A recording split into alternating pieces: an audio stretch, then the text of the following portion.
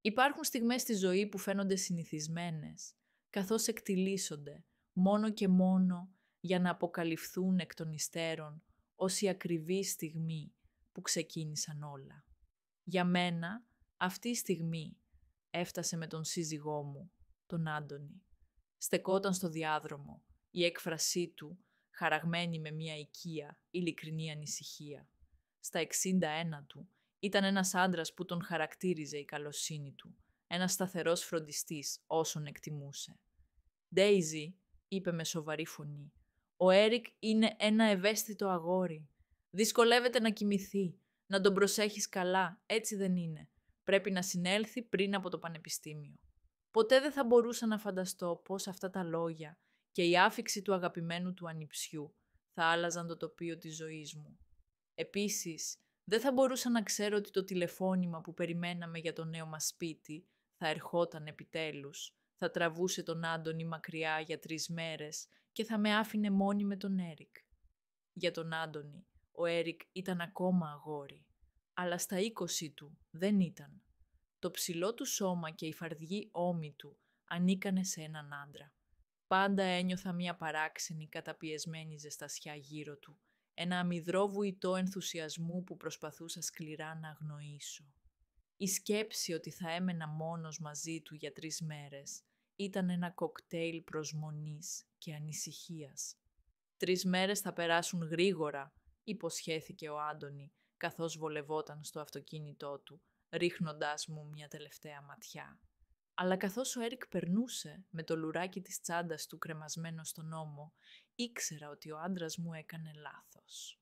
Όταν τα μάτια μας συναντήθηκαν, ο Έρικ μου πρόσφερε το ίδιο χαμόγελο που είχε πάντα, σκανταλιάρικο αλλά αφοπλιστικά ειλικρινές. «Φαίνεται ότι είμαστε μόνο οι δυο μας τώρα», είπε με χαλαρή φωνή, αλλά με ένα αναμφισβήτητο βάθος. Εκείνη τη στιγμή ένιωσα ένα ρίγος ενθουσιασμού.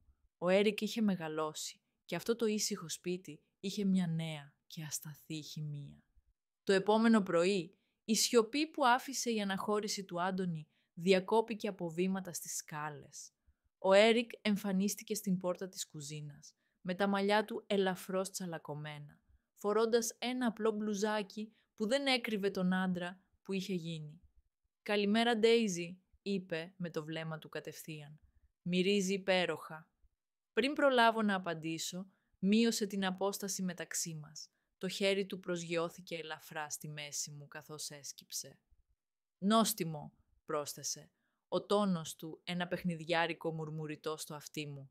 Το απροσδόκητο άγγιγμα ήταν εκπληκτικό, αλλά όχι ανεπιθύμητο. Ένιωσα παράξενα φυσικό. «Μόνο πρωινό», κατάφερα, η φωνή μου ασταθής. Στο τραπέζι, η απόσταση μεταξύ μας ένιωθε φορτισμένη. «Ξέρεις, Ντέιζι», άρχισε, ο χαλαρός τόνος του διέψευδε το βάρος των λόγων του. «Είσαι απίστευτα ελκυστική». Άφησα κάτω το πιρούνι μου. Ένα απαλό γέλιο μου ξέφυγε.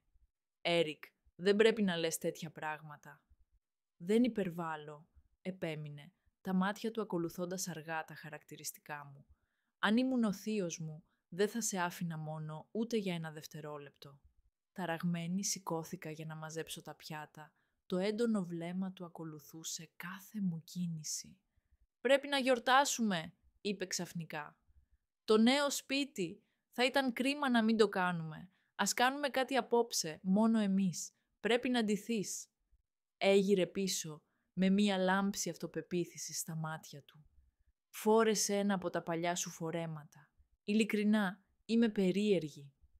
Η πρότασή του παρέμεινε. Καθώς ετοίμαζα τα αγαπημένα του πιάτα για δείπνο, τα λόγια του Άντωνη αντιχούσαν στο μυαλό μου.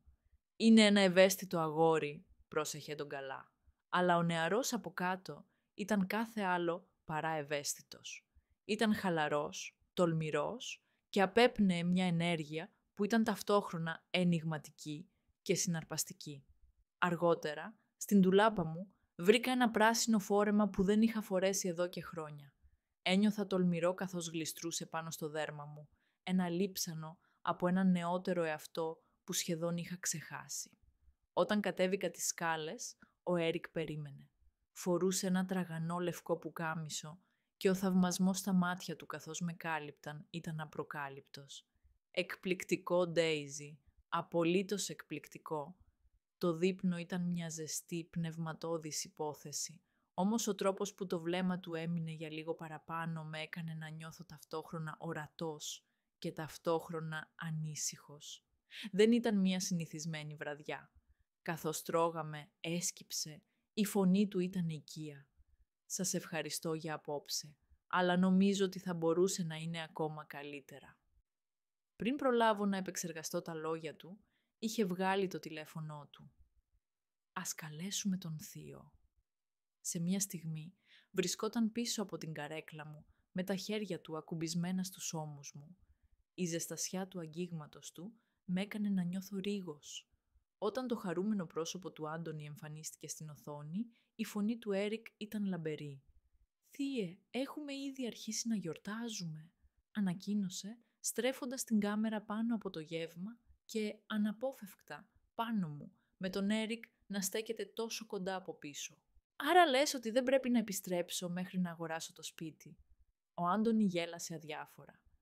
«Ακριβώς», απάντησε ο Έρικ τα δάχτυλά του ακουμπώντας το δέρμα μου. Παρέμεινα ακίνητη, παγιδευμένη ανάμεσα στην επιθυμία να ξεφύγω από το κάδρο και την ανάγκη να προστατεύσω την ευτυχία του συζύγου μου. Μετά το τηλεφώνημα, μια καταιγίδα συναισθημάτων στροβιλίστηκε μέσα μου. Σκέφτηκα τον γάμο μου, πόσο καιρό είχε περάσει από τότε που ο Άντωνη με είχε κοιτάξει πραγματικά. Η προσοχή του απορροφήθηκε από τη δουλειά, αφήνοντάς με να νιώθω αόρατη. Τώρα, η προσοχή του Έρικ ήταν σαν μια καταρακτώδης βροχή σε μια μακρά ξηρασία και συνειδητοποιούσα πόσο διψασμένη είχα γίνει. Σηκώθηκε και συνέδεσε το τηλέφωνό του με το ηχείο. Ένα απαλό, ρομαντικό μια μελωδία γέμισε το σαλόνι. Γύρισε προς το μέρος μου με ήρεμη και αποφασιστική έκφραση καθώς έτεινε το χέρι του. «Ντέιζι, θα χορέψεις μαζί μου». Η απαλή πιστική φωνή του διέκοψε τη σύγχυσή μου. Έβαλα το χέρι μου στο δικό του και μια σπίθα άναψε. Με οδήγησε στο κέντρο του δωματίου, σβήνοντας τα φώτα μέχρι που απέμεινε μόνο το τρεμάμενο φως των κεριών. Καθώς αρχίσαμε να κινούμαστε, το χέρι του σφίχτηκε στη μέση μου. Η καρδιά μου χτυπούσε δυνατά στον ρυθμό της μουσικής. Όταν κοίταξα ψηλά, το βλέμμα του καρφώθηκε στο δικό μου, γεμάτο με ένα πάθος που ξετύλιξε κάτι βαθιά μέσα μου. Το κενό ανάμεσά μας εξαφανίστηκε. Καθώς πλησίασε το πρόσωπό του, η ανάσα του ένας ζεστός ψίθυρος στο δέρμα μου, κάθε αντίσταση που είχα θρηματίστηκε. «Μπορώ να νιώσω την νεότητα μέσα σου, Ντέιζι», μουρμούρισε, η φωνή του ένα απαλό ρεύμα να με τραβάει προς τα κάτω. Αυτή η ανάγκη να ξεφύγεις από αυτή τη μονότονη ζωή. Ακτινοβολείς τη λαχτάρα μιας νεαρής γυναίκας και αυτό σε κρατάει για πάντα νέα. Τα λόγια του ήταν ταυτόχρονα μια κατηγορία και μια απελευθέρωση. «Έρικ, τι κάνεις?» ψιθύρισα τρέμοντας, γνωρίζοντας ότι έχανα μια μάχη που δεν ήθελα πια να δώσω. Σάβισε, τα μάτια του κοίταζαν τα δικά μου. Η αλήθεια είναι ότι δεν πρέπει να συνεχίζεις να καταπιέζεις αυτά τα συναισθήματα. Ήρθε η ώρα να σταματήσεις να κρύβεσαι. Τα λόγια του έμειναν στον αέρα, μια αλήθεια που δεν μπορούσα να αρνηθώ. Τα χείλη μου άνοιξαν, αλλά δεν βγήκε κανένας ήχος. Σε εκείνη τη σιωπηλή, φορτισμένη στιγμή, έκλεισε το τελευταίο χάσμα ανάμεσά μας. Το φιλί ήταν μια έκρηξη, μια απελευθέρωση πάθους που είχε καταπιεστεί για πολύ καιρό. Παραδόθηκα ολοκληρωτικά, αφήνοντας τις φλόγες να με καταβροχθήσουν.